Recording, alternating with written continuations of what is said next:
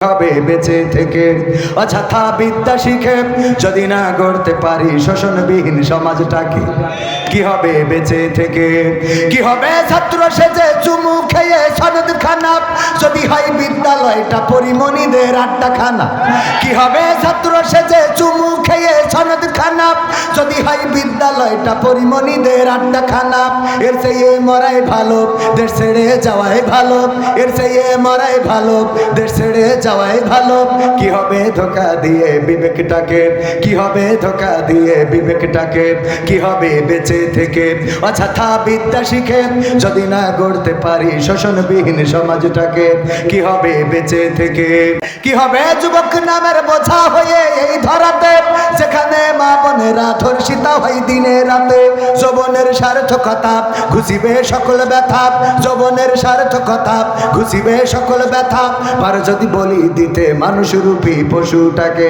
পার যদি বলি দিতে মানুষরূপী পশুটাকে কি হবে বেঁচে থেকে অযথা বিদ্যা শিখে যদি না গড়তে পারি শোষণবিহীন সমাজটাকে কি হবে বেঁচে থেকে কি হবে লেখালেখি কলমবাজির ওই মহরব সমাজের আসল চিত্র যদি না যাই তুলে ধরা যদি ওই ঘুষের বলে কলমটা উল্টো চলে যদি ওই হ্যালো কলে ক্যামেরা উল্টো বলে তবে কি যাবে রোখা দুর্নীতিকে তবে কি যাবে রোখা দুর্নীতিকে কি হবে বেঁচে থেকে অযথা বিদ্যা শিখে যদি না গড়তে পারি শোষণবিহীন সমাজটাকে কি হবে বেঁচে থেকে কি হবে নামাজি রোজা ইমানদারির ভয় করে কোরআনের কর্মীগুলো থাকে যদি কারাগারে কি হবে নামাজ রোজা ইমানদারির ভয় করে কোরআনের খাদেমগুলো থাকে যদি কারাগারে মসজিদের কোণে বসে জিকির যত করো কোষে এভাবে যায় না পাওয়া আল্লাহকে এভাবে যায় না পাওয়া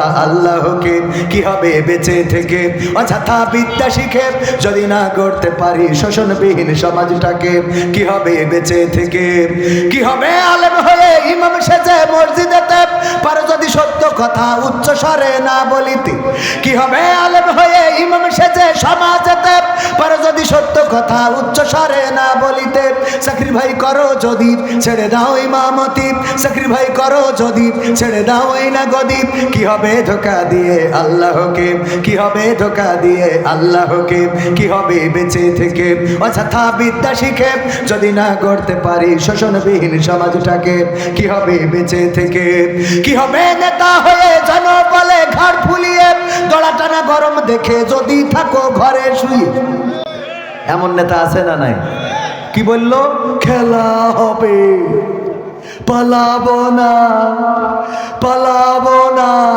প্রয়োজন হলে ফখরুলের বাসায় গিয়ে বলেছে না বলে নাই গেছে ফখরুলের বাসায় গেছে তাহলে পালাবো না বলে পালাই গেল কথার সাথে কাজের মিল থাকলো কি হবে নেতা হয়ে জনবলে ঘাড় ফুলিয়ে রাজপথ গরম দেখে যদি থাকো ঘরে শুয়ে এর চেয়ে সেজে গুজে ভিলেনের সঠিক পোজে এর চেয়ে সেজে গুজে ভিলেনের সঠিক পোজে দিয়ে দাও অভিনয়ে দিব জীবনটাকে দিয়ে দাও অভিনয়ে জীবনটাকে কি হবে বেঁচে থেকে অযথা বিদ্যা শিখে যদি না গড়তে পারি শোষণবিহীন সমাজটাকে কি হবে বেঁচে থেকে কি হবে পুরুষ হয়ে জন্ম নিয়ে বাংলাদেশে যদি যাই ক্ষমতাটা ঘুরে ফিরে নারীর হাতে কি হবে পুরুষ হয়ে জন্ম নিয়ে এই দেশেতে যদি যাই ক্ষমতাটা ঘুরে ফিরে নারীর হাতে কি বা জবাব দেবে কিভাবে মুখ দেখাবে কি বা জবাব দেবে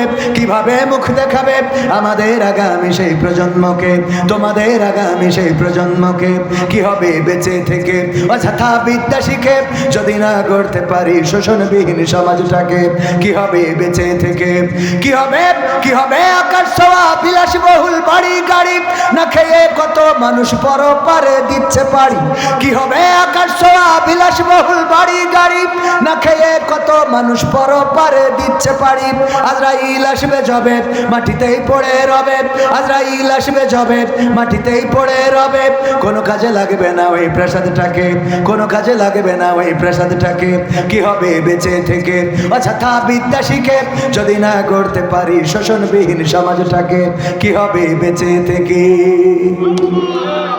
এই সমাজ আওয়ামী লীগেরাও চাই বিএনপিরাও চাই এই সমাজ জামাত চাই, জাসদ চাই, বাসদ চাই, কোন দল চাই নাই যে এই দেশে বৈষম্য থাকবে, কোন দল চাই নাই এই দেশে শোষণ হবে।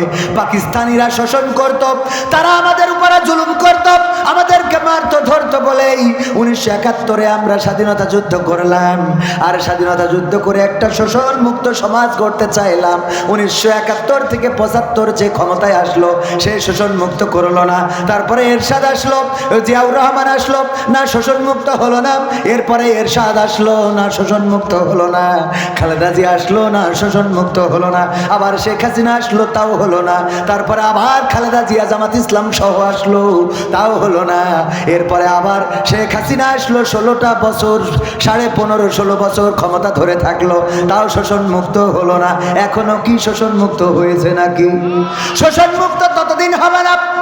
আপনি নোকিয়ার চার্জার নিয়ে আইফোনের মধ্যে ঢুকালে কি চার্জ হবে? চার্জ হবে? নোকিয়ার চার্জার যেমন আইফোনে ঢুকাইলে চার্জ হবে না, আইফোনের চার্জার যেমন নোকিয়ায় ঢুকাইলে চার্জ হবে না, তেমনি ভাবে আল্লাহর সৃষ্টি করা দুনিয়ায় আল্লাহর আইনের বাইরে যদি মানব রচিত কোনো আইন দিয়ে দেশ চালাতে চান, তাইলে সেই দেশে শান্তি হবে। শান্তি হবে। আল্লাহ রাব্বুল আলামিন যে পথ বলে দিয়েছেন, যে রাস্তা বলে দিয়েছেন, সেই রাস্তার বাইরে যারাই চলবে তারাই ক্ষতিগ্রস্ত হবে। সেই রাস্তার বাইরে যখনই চলবে তখনই ক্ষতিগ্রস্ত হবে। আর আল্লাহ রাব্বুল আলামিন যে রাস্তা দিয়েছেন সেই রাস্তায় যদি চলে তবে আল্লাহর রহমত এসে যাবে। আল্লাহ রাব্বুল আলামিন সেই দেশের উপরে রহম করবেন, সেই দেশের মানুষের উপরে রহম করবেন, সেই দেশে বরকত হবে, ফসলে ফসলে ভরে যাবে। মরুর প্রান্তরে যে মাঝে মাঝে চিন্তা করি আমার দেশের মানুষ আসে সৌদি আরবে কাজ করার জন্য, অথচ এই মরুভূমিতে না আছে গাছ, না আছে সবজি ক্ষেত, না আছে বাগুনের ক্ষেত, না আছে পাট, না আছে সোনালী আঁশ, না কিছু নাই, শুধু কিছু খাজুর গাছ। এই খাজুর গাছ তাও সব জায়গায় নাই, সেগুলো বাঁচায় রাখার জন্য আবার পানির ব্যবস্থা করতে হয়। তাও তো সৌদি আরবে সব জায়গায় পাতাল থেকে পানি ওঠে না। যেই দেশ এত মরুভূমি, এত পাহাড়, এত পাথর, সেই দেশে আল্লাহ এত বরকত দিলেন যে বিশ্বের অন্যান্য দেশ থেকে সেই দেশে কামলা খাটতে যাওয়া লাগে। ঠিক না বেঠে? কেন দিলেন?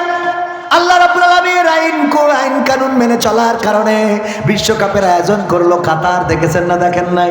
কাতারে বিশ্বকাপের আয়োজন করে সেখানে কোরআন, আল্লাহ রাসূলের হাদিস সুন্দরভাবে প্রচার করার জন্য, ইসলাম প্রচার করার জন্য উন্মুক্ত করে দিলেন। কোরআন দিলেন ফ্রিতে। ওই জায়গায় ফুটবল খেলা দেখতে এসে অসংখ্য অমুসলিম ইসলাম কবুল করেছে না করে নাই? কোরআন তেলাওয়াত দিয়ে বিশ্বকাপের খেলা উদ্বোধন করেছিল। ওগো আমার ভাইয়েরা, কাতারে যেও দেখলাম সে দেশটাও মরুভূমি, মরুর প্রান্তর, সেখানে গাছ বাঁচানোর জন্য সরকার কত লাখ লাখ টাকা ব্যয় করে। সেই জায়গায় আমাদের দেশের মানুষ যায়। কাতারে এত বরকত কি করে হলো? আল্লাহ রাব্বুল আলামিন বরকত ঢেলে দিয়েছেন। এমনি ভাবে কুয়েতে গেলাম, সেখানেও একই অবস্থা। বাহরাইনে দেখলাম, তাও একই অবস্থা। এইসব দেশগুলোতে আমাদের দেশের লোক আছে না নাই? কথা কয় না, আছে না নাই? আল্লাহ বরকত ঢেলে দিয়েছেন।